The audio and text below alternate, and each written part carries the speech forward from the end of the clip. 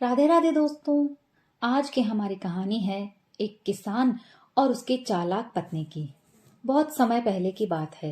एक बूढ़ा किसान अपनी पत्नी के साथ गांव में रहता था। उसके पास संपत्ति के नाम पर एक छोटा सा खेत था। एक ऊंट, एक घोड़ा और एक गधा था।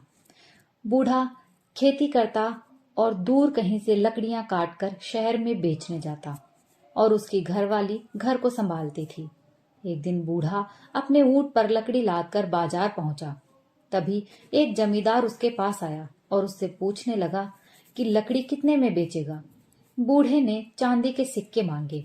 जमींदार बोला, तू सारे के सारे 10 चांदी के सिक्के ले ले और लकड़ी मेरे घर पहुंचा दे। बूढ़ा खुशी खुशी लकड़ी लेकर जमींदार के घर पहुंचा।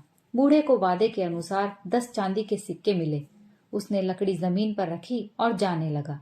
अचानक जमींदार बोला, ऊंट यहीं बांध जाओ। बूढ़ा सोच में पड़ गया। उसने कहा, ऊंट तो मेरा है। जमींदार बोला, नहीं, मैंने सौदा ऊंट के समेत किया है। अगर ऐसा नहीं होता तो मैं भला इन लकड़ियों के तुम्हें 10 चांदी के सिक्के देता। वे दोनों आपस में बहुत देर तक बहस करते रहे और अंत में फैसले के लिए न्यायाधीश के पास पहुंचे। न्यायाधीश ने बूढ़े से पूछा, क्या ये सच है कि तुमने सारे माल का सौदा किया था? बूढ़े ने कहा, हाँ, लेकिन मेरे ऊंट की कीमत तो 300 चांदी के सिक्के हैं। न्यायाधीश ने कहा, अब मैं कुछ नहीं कर सकता, गलती तुम्हारी है।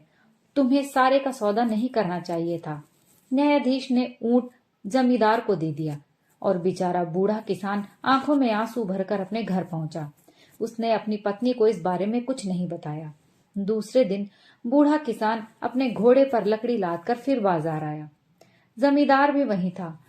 उसने बूढ़े से पूछा, लकड़ी की क्या कीमत है? बूढ़ा बोला, 3 चांदी के सिक्के। जमींदार बोला, सारे माल का 10 चांदी के सिक्के दूंगा।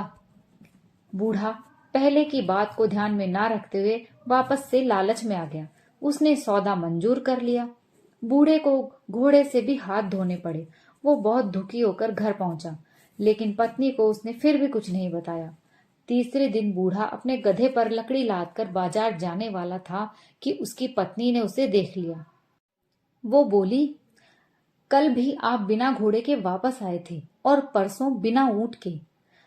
जहां आप जा रहे हैं, हो सकता है वहां आपसे कोई धोखेबाजी कर रहा हो। मुझे लगता है कि आज आपका ये गधा भी आपसे ले लिया जाएगा। आज आप नहीं, मैं जाऊंगी लकड़ी बेचने। उसकी पत्नी ने लकड़ी गधे पर लादी और लाद कर बाजार पहुंची।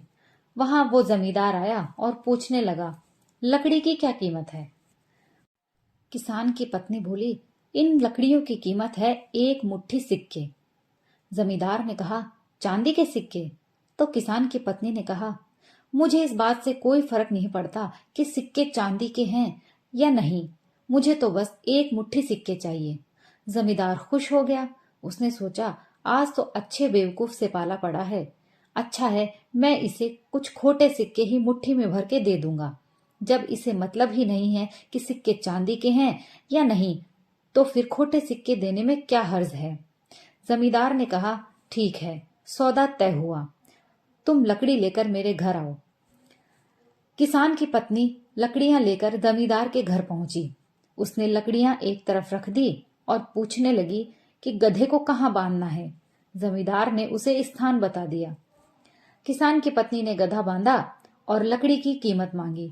जमींदार ने कीमत देने के लिए हाथ किसान की पत्नी की ओर बढ़ाया था कि उसने झपट कर जमींदार का हाथ पकड़ लिया और कहने लगी, अब आपकी मुट्ठी मेरी हुई। जमींदार घबरा गया और उसने बोला कि ये क्या कह रही हो तुम? किसान की पत्नी ने कहा, जब हमने सौदा तय किया था तब आपने कहा था कि आप लकड़ी के बदले में 1 मुट्ठी सिक्के मुझे देंगे। अब मैं सिक्के आपके हाथ के समेत लूंगी। उनके बीच बहस होने लगी। शोर सुनकर पड़ोसी दौड़े और उन्हें लेकर न्यायाधीश के पास पहुंचे। न्यायाधीश ने बहुत घुमा फिरा कर बात की और जमींदार को बचाने के लिए हजारों चालें चली, क्योंकि जमींदार ने उसे पहले से ही पैसे खिला दिए थे। लेकिन किसान की पत्नी अपनी बात पर अड़ी रही। लोग चिल्लाने लगे, ये औरत सच कहती है।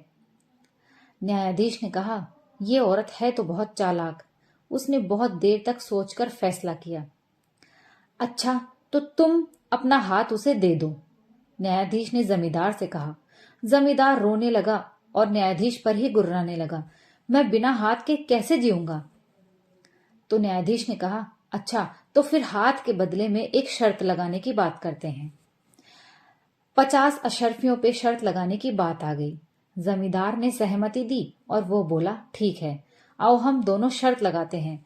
जो झूठ बोलने में बेहतर साबित होगा, हारने वाला उसे 50 मोहरें देगा। ठीक? किसान की पत्नी ने कहा, ठीक है, मुझे शर्त मंजूर है। अब किसान की पत्नी ने कहा कि आप पैसे वाले हैं, आप बड़े आदमी हैं, इसलिए इस चीज की शुरुआत पहले आप ही कीजिए। झूठ बोलने की शुरुआत आप ही कीजिए। जमींदार कहने लगा, एक बार मैंने गेहूं बोए और उस बार मेरी फसल इतनी अच्छी हुई कि जो भी मेरे खेत में ऊंट या घोड़े चढ़कर आता वो 10 दिनों तक बाहर निकलने का रास्ता नहीं ढूंढ सकता था। एक बार तो मेरे खेत में 50 बकरियां आ गई और गायब हो गई। जब गेहूं की फसल पक गई तो मैंने फसल काटने के लिए मजदूर बुलाए। पूरी गेहूं की फसल काट ली गई, लेकिन बकरियों का कोई नामो निशान नहीं मिला। एक बार मैंने अपनी पत्नी से रोटी पकाने के लिए कहा और खुद बैठकर मैं काम करने लग गया। जब रोटी पक गई तो मैंने रोटी का टुकड़ा तोड़ा और खाने लगा। अचानक मेरे दांतों के बीच में आवाज आई। फिर मेरे मुंह से एक एक बकरी निकलकर भाग गई और उसके बाद एक एक करके सारी 50 की 50 बकरियां निकल गई। बकरियां इतनी मोटी हो गई थी कि वो बकरी नहीं, भैंस जैसी लग रही थी। किसान की पत्नी ने ताली मारी और हंसकर बोली, बहुत बढ़िया, आपने तो एक सच्ची कहानी सुनाई है। ऐसी घटनाएं तो दुनिया में रोज होती रहती हैं।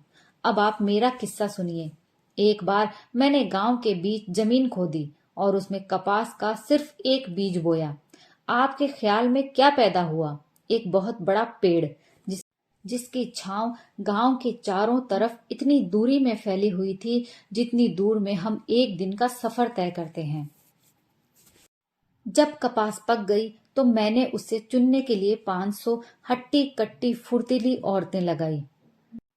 फिर साफ की गई कपास को बेचकर मैंने 40 ऊंट खरीदे और उन पर कीमती कपड़ों के थान लाद कर अपने 2 भाइयों के साथ भेज दिए। काफी सालों से मुझे उनकी कोई खबर नहीं। कुछ दिन पहले मुझे उनके मारे जाने की बुरी खबर मिली। अब आप लोग ही फैसला करें।